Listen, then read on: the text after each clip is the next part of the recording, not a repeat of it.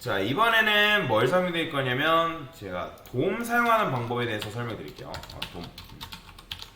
자, 지난 시간에 우리가 돔 요소를 접근하는 방법은 간단하게 이제 몇 가지 방법을 알려드렸는데, 근데 그거는 진짜 극히 일본 거고, 돔 요소에 접근하는 방법에는 여러 가지 방법이 있습니다. 굉장히 많아요. 뭐가 있냐면, 자, 쿼리 셀렉터라는 게 있고요.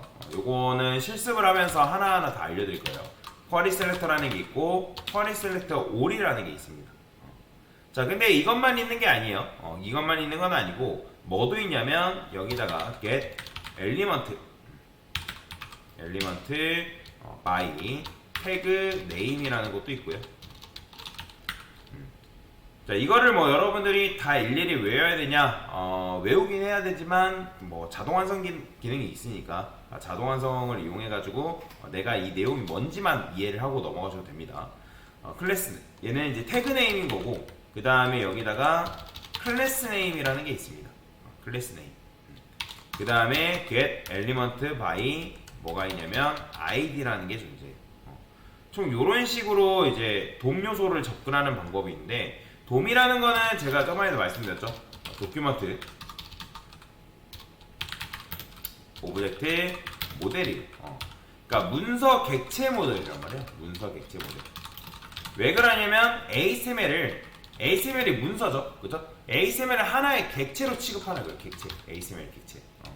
그래서 내가 요 문법을 통해서 ASML이라는 녀석한테 접근을 하는 거죠, 그죠? 왜냐면 여러분들이 일반적인 CSS를 이용하면 CSS 같은 경우는 해당 뭐 엘리먼트를 선택하거나 아니면 클래스를 선택한다거나 아이디를 이용해서 해당 녀석을 선택할 수 있겠죠. 또는 자식 선택자, 후순 선택자 또는 인접 동생 선택자를 이용해 가지고 내가 원하는 요소에 접근할 수가 있지만, 여러분들이 돔 요소를 왜 사용해야 되냐면 이런 경우가 있어요. 자, 예를 들어서 하고, 자, 예를 들어서 상위 부모가 있어요. 얘가 이제 부모라 했을 때, 부모가 있다, 부모 DIV가 있다 했을 때, 그러면 자식 요소가 있을 거 아니에요. 근데 얘한테도 마찬가지로 자식이 2명이 있대요. 이런 식으로 구조가 이렇게 있어요. 그 다음에 얘도 마찬가지로 자식이 2명이 있대요. 그러면 우리가 보통 작업을 한다 했을 때 여기서 여기로 접근할 방법이 있어요, 없어요?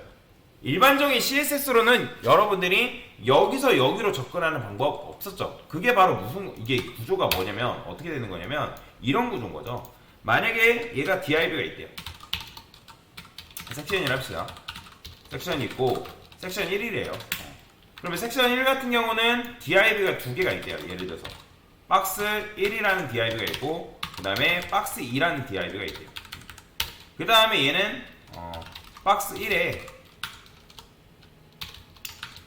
자식인 박스가 있대요. 차일드라 할까요? 차일드 뭐 달러 이런 식으로. 네, 제가 대충 구조를 이렇게 썼어요. 자, 근데 이렇게 쓰게 되면 여러분들이 예를 들어서 여기로 접근했는데 내가 여기서 얘를 선택을 해야 되는 상황이래요. 얘를. 근데 이거 일반적인 CSS로 가능해요, 불가능해요? 불가능하단 말이에요. 안 돼요. 근데 안 되기 때문에 자바스크립트를 이용하면 여러분들이 얘를 이용해서 얘를 선택하는 게 가능합니다. 그래서 우리가 자바스크립트를 배워야 되는 거고, 자바스크립트를 이용해서 돔을 조작하는 방법에 대해서 익혀야 된다라고 제가 말씀을 드리는 거예요. 자, 그러면 어떻게 할 수 있냐? 자, 예시를 한번 작성을 해봅시다.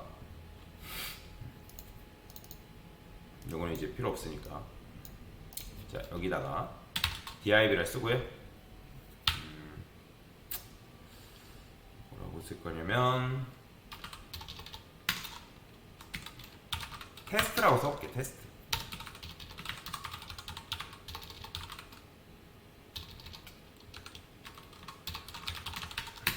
코드를 이런 식으로 그냥 간단하게 작성을 해봤어요. 그 다음에 div한테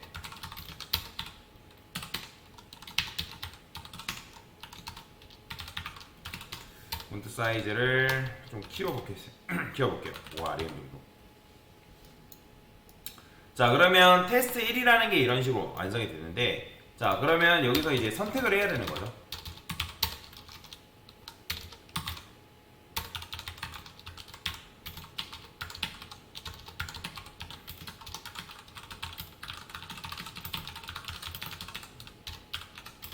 여러 가지 방법. 자, 일단 HTML로 접근하는 거에 대해서 설명드릴게요. HTML 태그로 접근하는 방법이 있다. 방법 첫 번째. 자, 첫 번째는 뭐냐면 바로 쿼리 셀렉터라는 게 있는데, 여기다가 도큐먼트 쿼리 셀렉터라고 적어주시고 소괄호 쓴 다음에 div. 참고로 이 소괄호 안쪽에는 뭐 div가 들어오는 것도 아니고 선택자가 들어오는데, 지금 제가 뭐 한 거냐면 HTML상의 div를 선택한 거예요. 근데 얘는 div가 여러 개 있다 해가지고 모든 div가 선택되는 게 아니에요. 여기다가 이제 뭐 얘는 테스트 1이라 쓰고 얘는 테스트 2라고 썼어요. 자, 모든 div를 선택하는 게 아니라는 게 무슨 말이냐면, 제가 여기다가 let div라 쓰고 이렇게 쓰겠습니다. 그 다음에 div에 때 색상을 한번 입혀볼게요. div 스타일.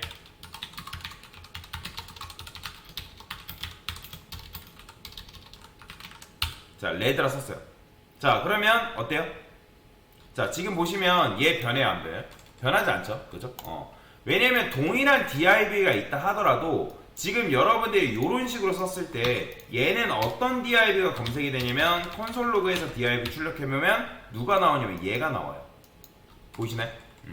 보이죠? 그죠? 이 녀석이 나와버린단 말이야. 그래서 여러분들이 쿼리 셀렉터로 접근한 녀석은 뭐냐면 모든 HTML에서 제일 첫 번째 발견된 div를 검색한다 라고 보시면 돼요.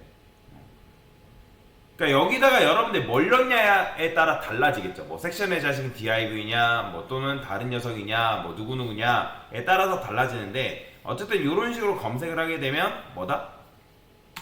이 녀석이 검색이 되는 거다. 자, 여기다가 여기 만약에 테스트 1을 썼어요. 테스트 1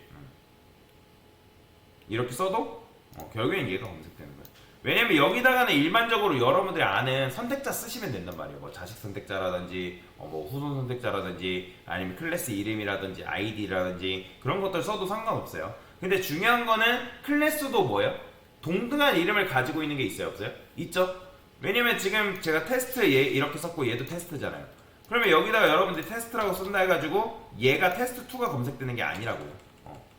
결국에는 동일한 클래스 이름을 가지고 있다 하더라도 무조건 누구? 첫 번째로 발견됩니다. 첫 번째로 발견된 녀석을 선택한다 라고 생각하시면 되겠습니다. 자, 그래서 div를 어쨌든 써줄 수 있고요. 자, 그 다음에 제가 이번에는 이렇게 써볼까요? 자, 하나 더 검색해 볼게요. 자, 하나 더 검색은 여기다가 뭐라고 쓰는 거예요? 자, 테스트 2라고 쓰는 거죠. 그럼 테스트 2는 얘잖아요. 그럼 얘를 여러분들 검색한 거네요. net div2. 그러면 일단 div2 출력하면 어떻게 나올까요? 두 번째가 나와 있죠. 테스트2. 오타 나왔군요. 이렇게. 그러면 자, 테스트2가 검색이 되죠. 그죠? 이런 식으로 여러분들이 검색을 할 수가 있다라는 거예요. 그러니까 이 검색을 이용하면 얘를 이용해서 여러분들이 할 수 있는 게 굉장히 많아요. 얘를 통해서 이 녀석의 자식으로 접근하는 것도 가능하고요. 그래서 굉장히 많은 것들을 할 수가 있다. 뭐 색상을 변경한다라고 하면 똑같이 div2 얘는 뭐 그린 이런 식으로. 그러면 이렇게 색상이 변경이 되겠죠. 그렇죠? 자, 근데 나는 이렇게 접근하는 게 아니라 공통 뭐 테스트라든지 div가 있으면 모든 div한테 접근하고 싶어요. 그러면 이렇게 접근할 수 있습니다. 두 번째.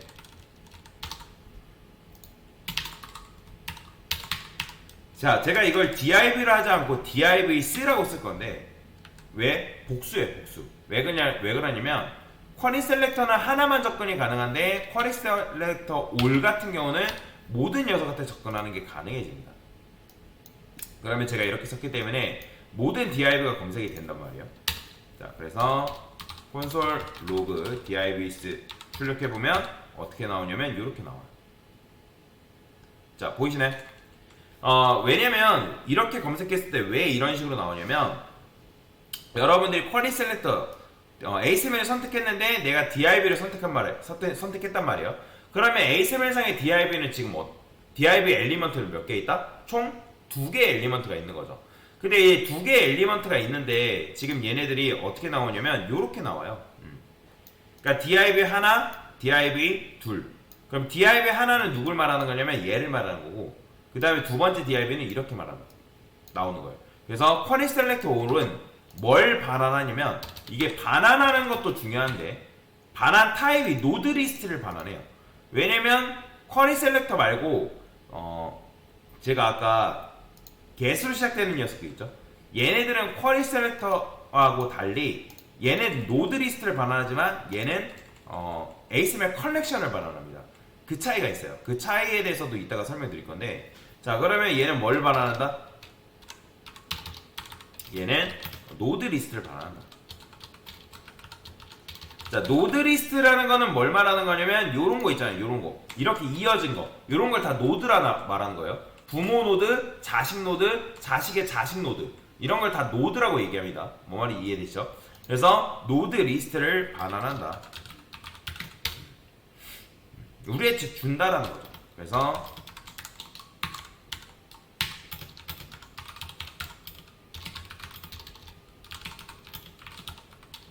모든 ASML 검색을 시킨 거죠. 그쵸? 자, 그러면 내가 만약에 여기를 접근하고 싶어요. 0번째. 그러면 어떻게 접근할 수 있을까요? 지금 얘가 대괄호니까 뭐예요? 배열이잖아요, 배열. 여러분 아까 배열 배웠잖아요. 배열은 어떻게 접근한다 했어요? 0번째, 1번째 그런 식으로 접근한다 했죠? 그러면 0번째로 접근해볼까요? 0번째로 접근하는 순간 요 위에 있는 얘랑 똑같은 게 나와요. 자, 보이시나요? 보이죠? 지금 백그라운드 컬러가 추가된 이유는 지금 위에서 우리가 백그라운드 컬러 추가를 했기 때문에 그렇죠. 자, 만약에 1번째로 접근한다? 그러면 이렇게 접근하는 게 가능한 거죠. 자, 나오죠. 이런 식으로 여러분들이 접근할 수도 있다. 그래서 이렇게 쓰는 거예요. 뭐 말이 이해되시나요? 그래서 내가 만약에 div 1번째라면 테스트2인데 이 녀석의 색상을 폰트의 색상을 바꾸고 싶어요. 그러면 여기다가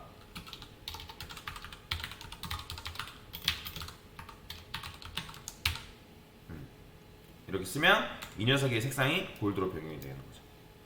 그렇죠? 그러니까 이런 식으로도 조작이 가능해요. 자, 그 다음에 이번에는 뭐 할 거냐면 클래스 이름으로.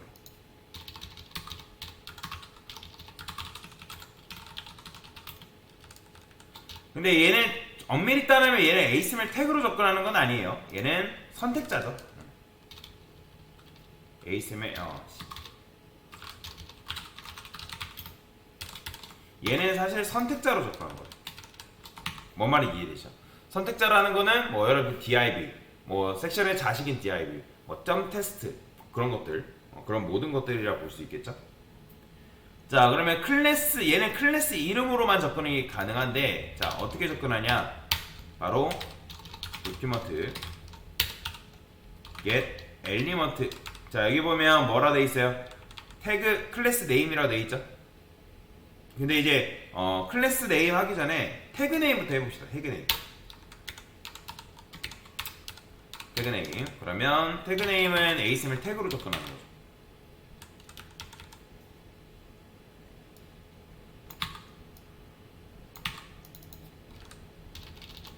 ASML 태그로 접근하는 방법이다. 자, 얘는 얘는 무조건 태그로만 접근할 수 있어요. 자, 여기다가 여러분들이 다운표 쓴 다음에 점 테스트라 쓴다? 이거 된다 안 된다? 자, let 테스트라 써볼게요.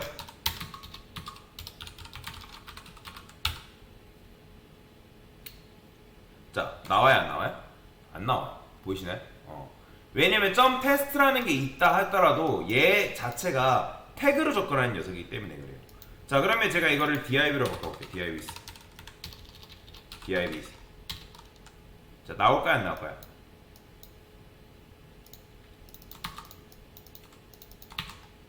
divs가 있군요. 풀하고 쓸게요. 이름을. 자, 보이시나요? 나오는 거. 자, 근데 얘는 지금 ASML 태그로 접근을 했는데 얘는 뭐가 나왔어요, 여러분들? 오브젝트는 객체고 ASML 컬렉션이 나와요. ASML 컬렉션 보이시나요?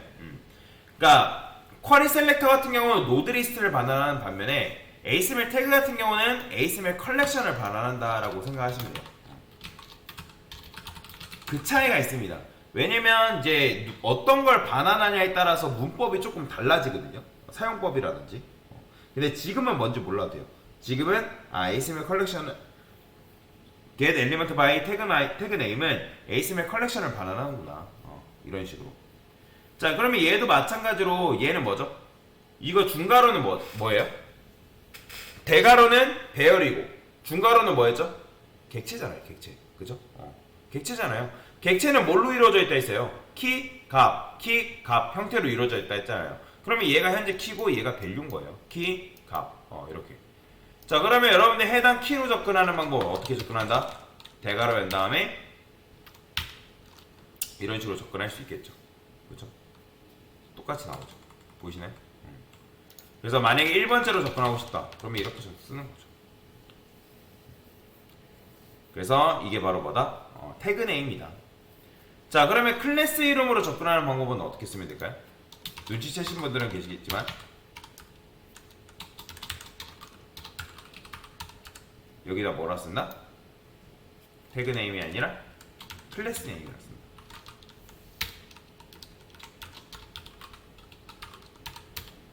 이렇게. 자, 그러고 나서 콘솔 로그에서 테스트 출력해보면 어떻게 나올까요? 자,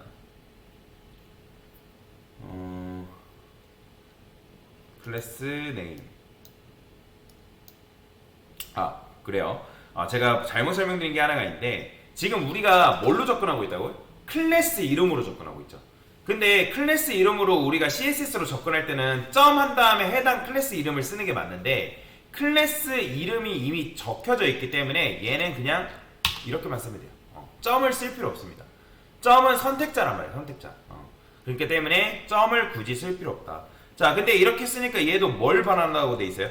ASML 컬렉션을 이런 식으로 반환하는 거 볼 수 있죠. 그래서 여기다가 이렇게. 그러면 여러분들이 얘도 마찬가지예요. 내가 0번째로 접근하고 싶다. 그러면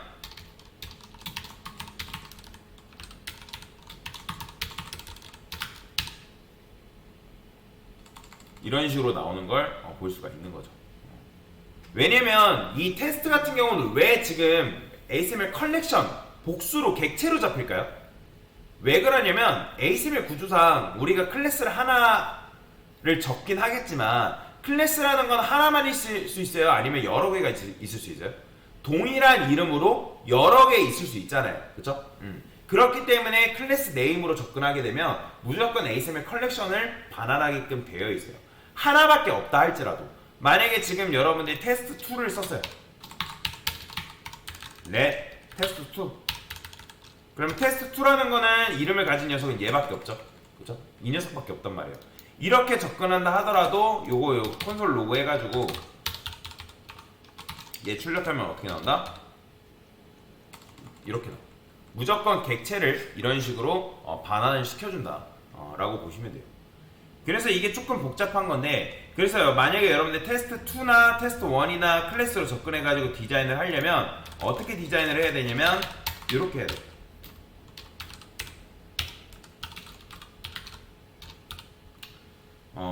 뭘 해볼까요? 폰트 사이즈를 줄여볼까요?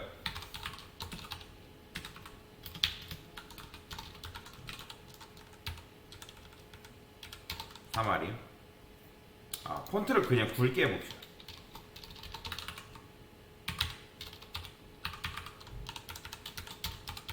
볼드. 그러면 글씨가 굵어지겠죠. 그죠? 이렇게 줘야 된다. 자, 그 다음에 이제 뭐 해볼 거냐면 아이디로 접근해 볼 거예요. 아이디. 근데 아이디로 접근하는 거는 이 클래스로 접근하는 것보다 간단하거든요. 자, 여러분들 HTML상의 아이디는 몇 개밖에 존재할 수밖에 없죠? 그렇죠. 무조건 하나죠. 무조건 하나. 왜냐면 클래스라든지 여러분들이 태그로 접근하든지 걔네들은 복수개를 가질 수가 있잖아요. 그죠? 근데 우리는 알잖아요. HTML상에서 해당 아이디로 접근했을 때 그 해당 아이디 값을 가지고 있는 녀석은 누구밖에 없다? 하나밖에 존재할 수 없다. 왜냐면 아이디라는 건 중복이 돼야 안 돼요. 중복될 수 없다 했잖아요. 그죠? 그러면 여기다가 아이디를 한번 줘볼게요. 그래서 새로 만듭시다. 테스트 3라 하고 얘는 아이디를 줘볼게요. 아이디 테스트 3이라는 아이디를 줬어요. 그러면 여기로 접근하는 거죠. 어떻게? let 테스트 3. 자, 여기다가 get element by id가 있습니다.